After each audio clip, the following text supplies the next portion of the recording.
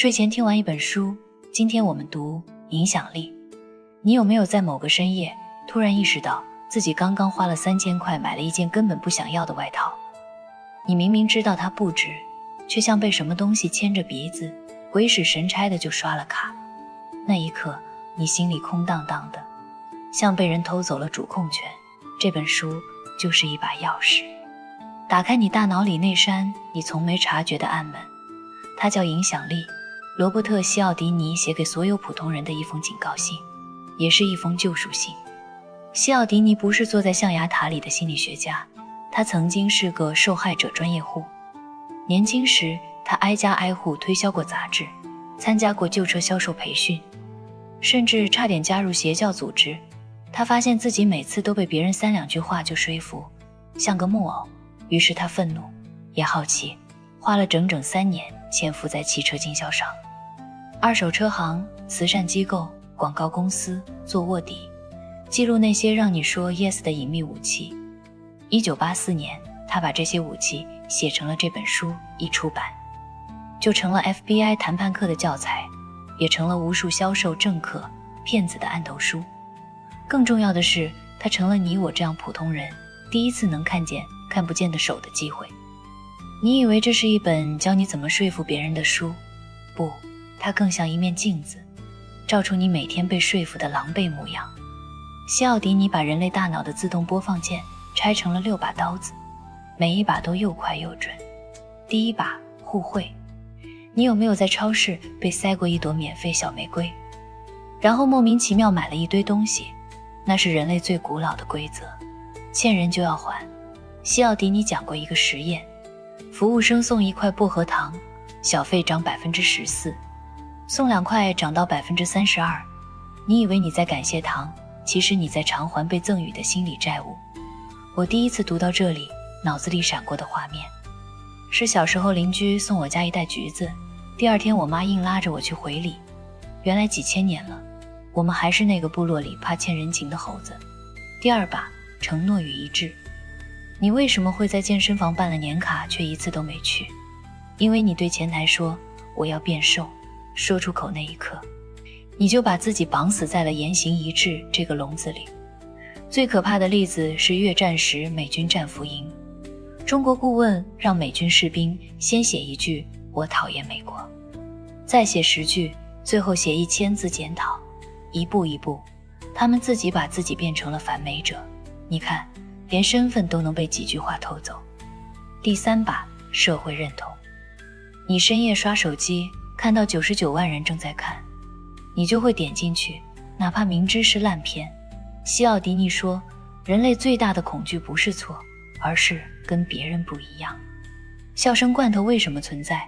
因为当你不确定该不该笑时，最安全的就是跟大家一起笑。我每次看到电梯里有人突然低头玩手机，所有人都跟着低头，像被无形的手按下了同一根神经。第4把，喜好。为什么漂亮的骗子更容易骗到钱？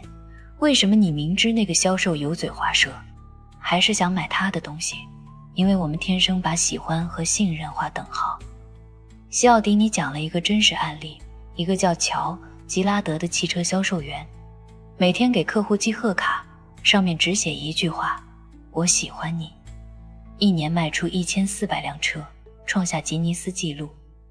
你以为你在买车，其实你在买我被喜欢这剂毒品。第5把，权威。你小时候医生让你张嘴，你就张嘴，哪怕他只是个实习生。斯坦利·米尔格拉姆的电击实验你知道吧？65%的人愿意把电压开到450伏，仅仅因为实验员穿了白大褂。西奥迪尼说，权威符号比权威本身更可怕。一个头衔，一套制服，一句我们专家建议，就能让你把灵魂交出去。第6把，稀缺。仅剩最后2件，今晚12点截止。你心跳是不是加快了？你失去的东西永远比你拥有的更珍贵。西奥迪尼讲了2个恋人，因为父母反对，反而爱得死去活来。一旦父母同意，感情立刻变淡，因为得不到的才是最锋利的刀。读到这里，你有没有突然觉得冷？不是房间冷，是后背冷。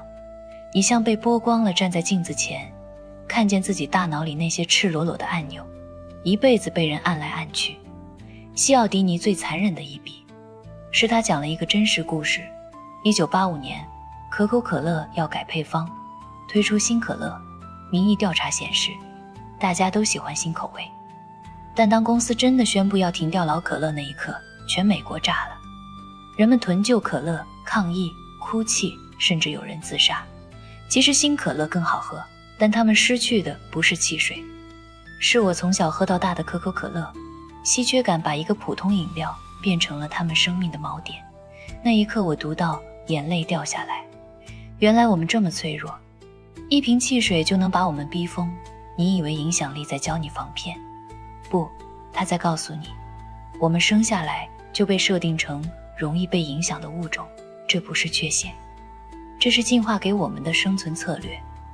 在部落时代，听从权威，跟随大众，互助交换，追求稀缺，这些按钮救过无数祖先的命。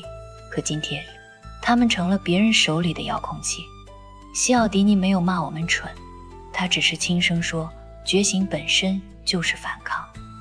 你只要知道按钮在哪里，下一次有人按的时候，你可以选择不立刻反应，停一秒，问问自己，我现在是真想要还是被触发了？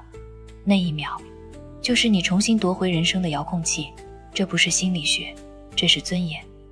合上这本书，我坐在阳台抽了根烟，楼下便利店的灯还亮着。我突然想起上周，我也是在这家店被买一送一忽悠，买了3罐根本不喝的功能饮料。原来我离书里那些被操控的人从来就隔着一层纸。你呢？回想你最近一次冲动消费，一次违心答应，一次人云亦云，那一次你是自己按下的确定键，还是有人偷偷替你按的？睡前问问自己这个问题。晚安，明天开始，让我们试着活得清醒一点，好吗？